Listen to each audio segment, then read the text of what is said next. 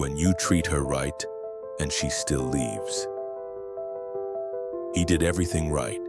Every morning started with a gentle good morning text. Every weekend was planned around her favorite cafes, her favorite shows, her favorite moments. He brought flowers without a reason. He listened. He stayed up late to talk about her day. He never forgot an anniversary. He never raised his voice. He never walked away when she needed him. In his eyes, love meant giving everything and expecting nothing in return. And when he looked at her, he truly believed she saw it, admired it, loved him more because of it. But one day, she started pulling back. Her replies came slower. Her tone changed. Her laughter, once full of warmth, began to sound rehearsed. Until one evening, out of nowhere, she said it was over. No fight, no betrayal, just an emptiness in her voice that told him it was already done. He sat there stunned, like a man who had studied for the wrong exam. Everything he had given was supposed to be enough. He gave her safety, comfort, attention. He gave her himself. But none of it was enough to make her stay. And he couldn't help but ask the question so many men have whispered to themselves in the silence of rejection. Why does she leave when I treat her right? Why does kindness feel invisible in love? Why is it the ones who give the most are often left with the least? It is a question that pierces deeper than heartbreak. It shakes the foundation of how we believe relationships are supposed to work. Because if loving her deeply, loyally, and consistently still isn't enough, then what is maybe love is not about how much you give, but how what you give is received. Maybe it's not about what you offer, but how she experiences your presence. Maybe there's a truth we've all been avoiding, a truth that feels unfair but echoes through countless stories like his. That sometimes being good is not what makes her stay. That sometimes love doesn't reward effort. It responds to something else, something deeper. Something older than logic and older than romance. So he's left there, sitting in the aftermath, not broken but confused, wondering how a love so full could suddenly feel so empty. And beneath that confusion, a quiet voice begins to speak. Not bitter, not angry, just curious. If love isn't about giving her everything, then what is it really about if being the perfect man didn't keep her? Then what kind of man does? Why women choose the ones who hurt them? It doesn't make sense at first glance. A woman walks away from the man who adored her and runs straight toward the one who barely lifts a finger. She cries over someone who forgets her birthday, while ignoring the one who remembered every detail about her. She stays up at night thinking about the man who leaves her guessing, while the one who always answers her calls waits in silence. To most men, this feels like betrayal, a punishment for doing everything right. The nice guy brings her coffee, opens doors, makes sure she knows she's loved. He rearranges his life to make space for her. His texts are sweet. His compliments are constant. He's the kind of man her friends and family would approve of. The kind who plans, the kind who commits, the kind who stays. Then there's the other man. He doesn't chase. He doesn't reassure. He doesn't offer the same kind of emotional safety. In fact, sometimes he disappears, sometimes he's cold, sometimes he leaves her wondering. And yet, she thinks about him nonstop. She checks her phone for his reply. She wonders what she did wrong when he pulls away. She feels the tension, the pull, the obsession. It looks like she's choosing pain. But what if she's not? What if she's choosing intensity? Choosing emotional movement over emotional safety, choosing the unknown over the predictable because somewhere deep inside her, something ancient is being triggered. Something far more powerful than logic. Maybe this isn't about what a man does on the surface. Maybe it's not about flowers or text messages or how often he says he misses her. Maybe it's about how she feels around him. And maybe, just maybe, that feeling is not created by how much he gives, but by how much he holds back. Not in a cruel way, but in a way that signals he doesn't need her to complete him, that he is whole already. This is where the story begins to shift, because what we're really seeing isn't a woman who enjoys pain. We're seeing a woman whose biology is responding to a signal that bypasses reason and taps into instinct. The question is no longer why she chooses the one who hurts her. The real question is, what does her reaction to him reveal about what truly drives attraction? The ancient code still running in her mind. Long before dating apps and dinner dates, before love songs and handwritten letters, attraction was about one thing: survival. A woman's life depended on choosing a man who could protect her, provide for her, and stand firm when danger came. In those days, a wrong choice could mean death for her and her child. So nature gave her a filter, a subconscious system designed to detect strength, stability, and status. That system still exists. It's called hypergamy. Hypergamy isn't a preference. It's a survival instinct. It drives a woman to be drawn toward men who appear to have higher value physically, emotionally, socially. It's not something she thinks about. It's something she feels. And when that feeling activates, it overrides logic.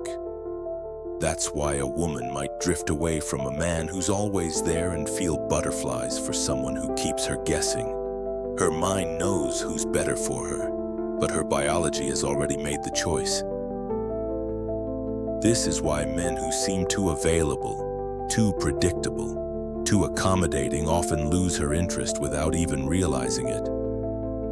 She might appreciate their kindness, but appreciation is not the same as attraction. What her subconscious is scanning for is not generosity. It's strength, not just physical strength, but emotional resilience. The ability to stand firm, to remain composed, to walk away if needed, not because he wants to, but because he can. Consider two men. The first is a lawyer, 6 figures a year, well-dressed, always on time, always texting back.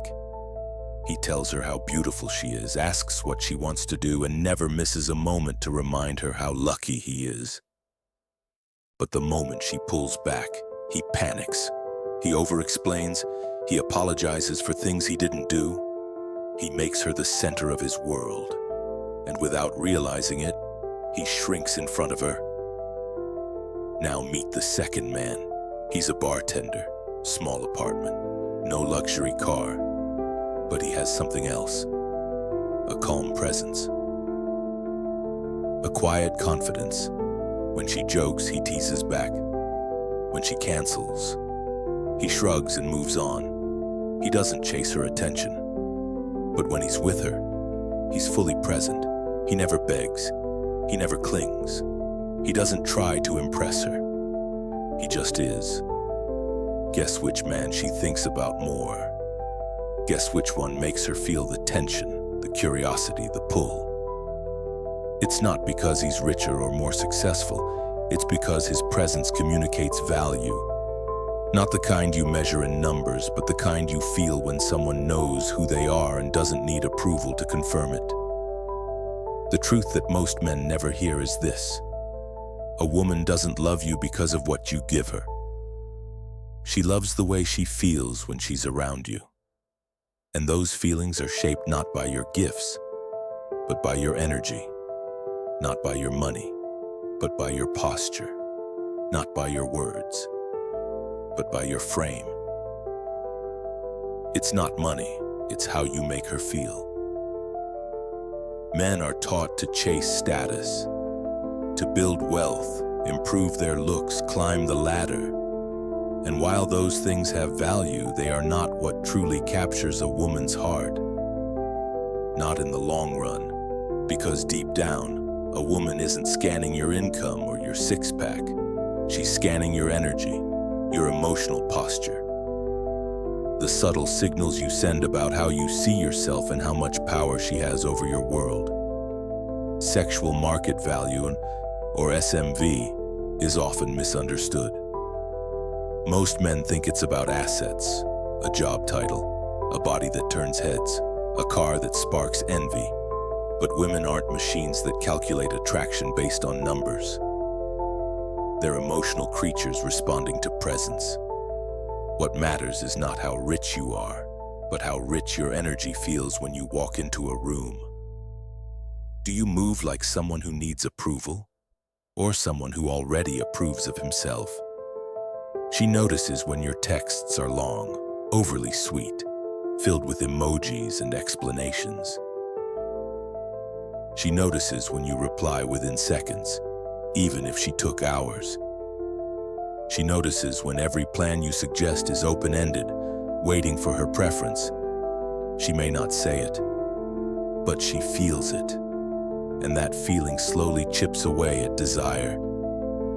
Because you're not showing leadership, you're asking for permission to exist in her world. Now consider a different approach. She messages late at night. You respond the next day, calmly, without apology. She hints at meeting up. You don't ask what works for her. You say, Tuesday, 8. That place with the rooftop view. Not out of arrogance, but because you have a direction. You're not begging for her presence. You're inviting her into your momentum. This is where real value is felt. Not when you overextend, but when you move from groundedness. When you are the king of your own life. And she's not your rescue, she's your guest. Think of yourself as a throne. If anyone can sit on it, it loses meaning.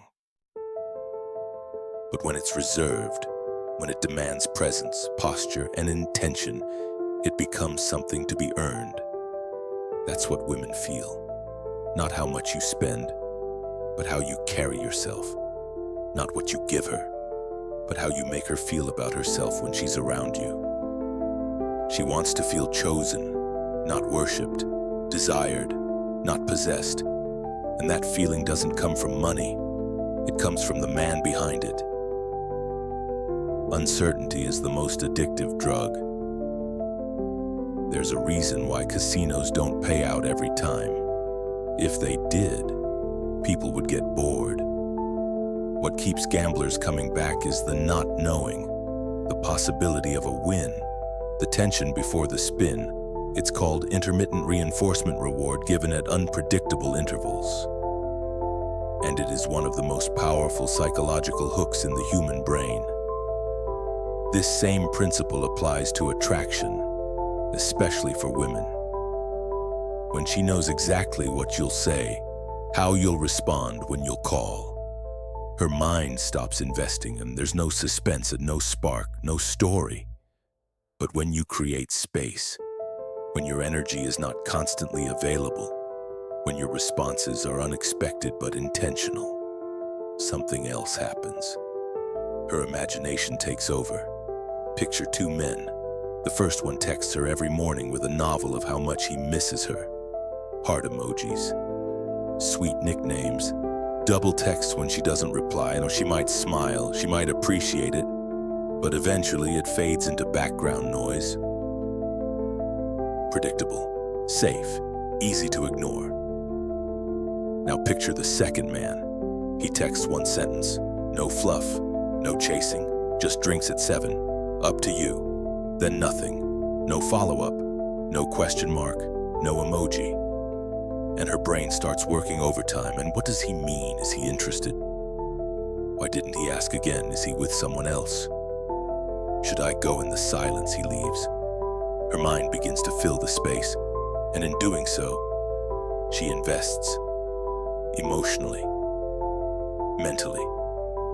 She begins to orbit around him, not because he's playing games, but because he's not flooding her with certainty. He's giving her just enough to stay engaged, but never enough to feel in control. And that dynamic creates addiction. Uncertainty activates the same neural pathways as reward, the same dopamine circuits that light up during gambling and adventure. It's the thrill of possibility.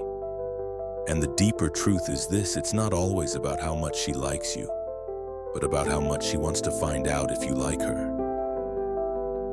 That tension keeps her attention. Men often think love is built by being consistently present. But sometimes what builds longing is a subtle absence, a space left intentionally open, a gap between moments that lets desire breathe. Because when she can't fully grasp you, when she can't predict your every move, she starts imagining you. And imagination, once activated, is hard to switch off. That's the seed of obsession, not just attention, but emotional investment born from suspense. Not knowing becomes wanting. Silence becomes echo, and you, without saying much at all, become the loudest voice in her mind. The tests she doesn't know she's giving.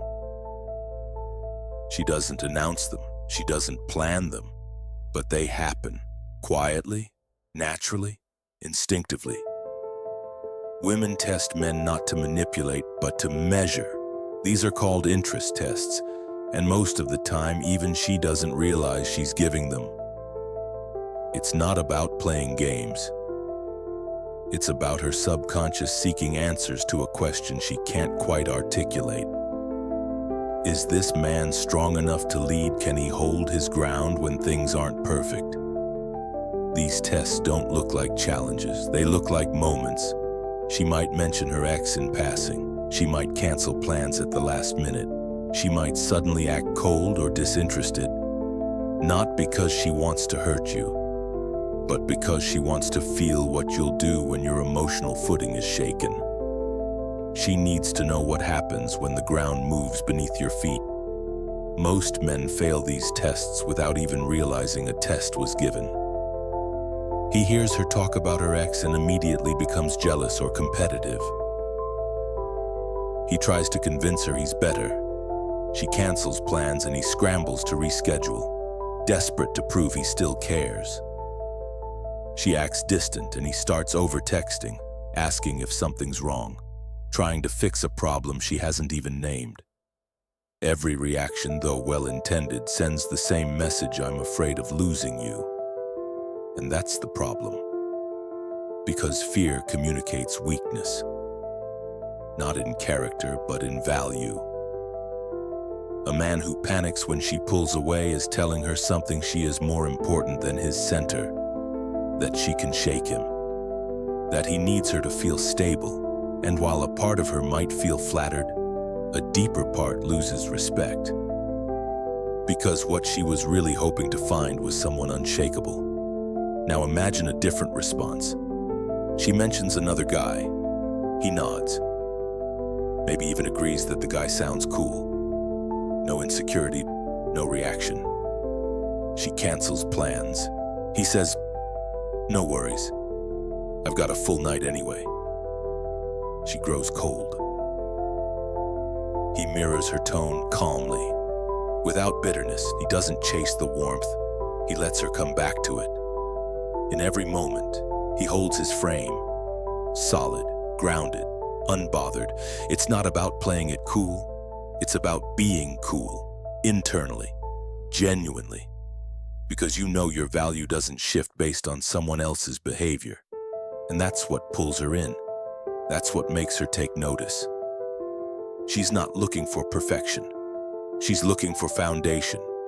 She's the one shaking the walls, not to break the house, but to see if it's safe to live in. And if it stands firm, she finally exhales. Because now she knows this one won't collapse when the wind changes. The more you invest, the more you lose your position. In love, we're told to give, to show up, to care deeply. And while that sounds noble, there's a hidden danger when giving becomes chasing, when investment becomes one-sided. Because in every emotional dynamic, Power flows toward the one who receives more than they give, not because they demand it, but because the balance silently shifts beneath the surface. Think about it. If you're the one always initiating the texts, planning the dates, buying the gifts, adjusting your schedule, who is chasing whom? If she knows you'll always be there, always say yes, always make the effort, where's the mystery, where's the tension, where's the space for her to lean in? Attraction doesn't thrive in comfort. It lives in anticipation, in uncertainty, in movement between two people who are both investing, both reaching, both wondering. But when one person does all the reaching, all the planning, all the giving, the energy becomes lopsided. And lopsided energy is the fastest way to kill desire. This isn't about playing games. It's about emotional economics. When your attention is abundant and unconditional, it loses perceived value. Just like a currency printed endlessly becomes worthless. Affection given without pause becomes invisible. She begins to expect it, then she begins to overlook it. Then slowly, she begins to pull away, not because she doesn't like you, but because the energy is no longer exciting. It's become predictable. Flat, safe. Now here's the truth most men never hear. A woman wants to feel chosen, but she also wants to feel that she earned it, that your time, your effort, your presence, those are things you give intentionally, not automatically, because when you give to everyone, or give too quickly, nothing you give feels special. The most powerful investment is not constant, it's calibrated. It's thoughtful. It's offered in response to energy, not in the hope of creating it. That's when it becomes meaningful. That's when it sparks something deeper than gratitude, desire. So the lesson is not to stop giving. It's to give with intention. Let her invest, let her reach, let her wonder. Then meet her there, not ahead of her, not behind her, but in balance. Because when both people are choosing each other, that's not chasing, that's connection. And that's when real attraction begins to grow. Predictability is the death of attraction. Attraction fades in silence, but it dies in predictability. One of the fastest ways to lose a woman's interest is to become a man she can fully predict. If she knows exactly what you'll text, what you'll say, where you'll take her, what your next move will be before you make it, then the story between you begins to lose its tension. And without tension, there is no spark. Women are not drawn to chaos, but they are drawn to curiosity, to emotional movement, to the sense that something new is always just beneath the surface. When your routine becomes a script, when your behavior becomes robotic, when your energy never changes, she stops leaning in. Not because she doesn't care, but because there's nothing left to discover. Imagine two experiences. One is a calendar where every day looks the same. Every evening is dinner at the same time, same place, same conversation. Comforting, maybe, but slowly, the color fades. Now imagine a novel where you never know what the next chapter will hold. It's not reckless, it's just alive. You turn the page not out of habit, but because you need to know what happens next. This is how attraction works. Not through constant intensity, but through subtle unpredictability. Not through drama, but through rhythm. You don't have to vanish or play cold games, you simply have to keep evolving. Keep moving. Keep being someone who lives a life with momentum, purpose, direction. She shouldn't always know what you'll say next, not because you're hiding something, but because you're growing into someone new every day. She shouldn't always feel like the center of your world, not because you don't value her, but because your world is already full of movement she can be a part of, not the reason for. Even silence has its place. You don't have to fill every moment with noise, with reassurance, with romantic gestures. Sometimes, what captures her isn't what you say, but what you don't. The pause, the breath, the space you hold instead of fill. Because in that space, she wonders, she imagines, she leans closer, not because you pulled away, but because you didn't flood her. And in that gentle withholding, attraction finds room to breathe again. Attractive men don't try to be attractive. There's a quiet power in a man who doesn't need to prove anything, who walks into a room without trying to be noticed, and yet, somehow, is, who speaks less, but carries more weight in every word, who listens without urgency, decides without apology, and gives without needing anything in return. That power comes from one place: abundance. An abundance mindset is not about having more women, more money, or more status. It's about having more self, a deep inner sense that you are already whole, already grounded, already living a life of meaning, whether she joins you or not. And that's what makes a man magnetic. He's not standing on the edge, waiting to be chosen. He's already moving forward. And that movement draws her in.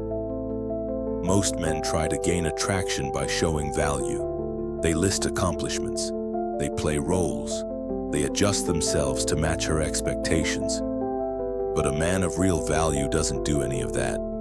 He knows his worth isn't up for negotiation. It's not something he performs, it's something he embodies. This kind of man doesn't chase validation. He doesn't need her response to feel alive. He wants her, but doesn't need her. And that distinction changes everything. Because when a woman feels that you could take or leave the interaction, that your life is already full, she suddenly feels something rare: pressure. Not because you're pushing her away, but because you're not pulling her in. And now, she's the one wondering how to stay close. You don't need to become a player. You don't need to manipulate or pretend to come. You just need to stop orbiting around her attention and start orbiting around your own purpose, your mission, your standard. That's what real masculine presence looks like. Solid, clear, rooted. She's not drawn to the man who offers himself completely. She's drawn to the man who offers access, but only to the parts she earns. Not because he's cruel, but because he values his time, his energy, his peace. And the more he values those things, the more she wants to be part of them. You are not a ladder, waiting to be climbed. You are a mountain, still, strong, unmoved by approval. You don't invite people to the top. You simply exist in full presence. And if someone wants to reach the peak, they must climb. That effort doesn't push them away. It pulls them deeper. Not into you, but into the experience of what it means to be with you. That's the man who doesn't try. That's the man who attracts. Becoming the man she feels lucky to have. Attraction doesn't grow from effort alone. It grows from energy. The kind of energy that stands tall without shouting. The kind that doesn't demand attention, but quietly commands it. The kind that doesn't ask for love, but becomes worthy of it by simply being whole. Throughout this journey, one truth has echoed again and again: women don't fall in love with what you do. They fall in love with how they feel around you. Not what you give them, but what you awaken in them. And what awakens them most deeply is presence. A man grounded in his own path, clear in his purpose, firm in his frame. A man who brings peace because he has made peace with himself. When you stop chasing approval, you become free. When you stop adjusting to win affection, you regain your shape. And when you live a life where your time, your thoughts, your emotions are governed by your own direction, you become rare. Women don't want to be the center of your life. They want to be invited into a life that already has a center, a life already filled with meaning. This doesn't mean being cold. It doesn't mean holding back love or withholding kindness. It means you don't give those things from fear. You give from strength, not because you're trying to be liked, but because you are already enough. You're not trying to prove you matter. You're showing what matters to you. She feels lucky when she knows she didn't just get your attention, she earned your respect. She feels valued when your validation has weight, when your time isn't given to everyone, when your energy is sacred. She begins to rise to meet you, not because you forced her to, but because she wanted to. Because the man in front of her is not reaching up, he's standing still, and she knows this is not someone she can afford to lose. That's the shift. From trying to be what she wants to becoming who you are, not cold, not arrogant, just solid, calm, certain. You don't need to rush to show your worth. The man who truly has value never hurries to reveal it. So here's the final truth. Stop trying to become the man she needs. Become the man she's afraid to lose. Because in the end, attraction is not about possession. It's about perception. And the question you must ask yourself is this: are you living to be loved, or living to become the kind of man who is worth longing for?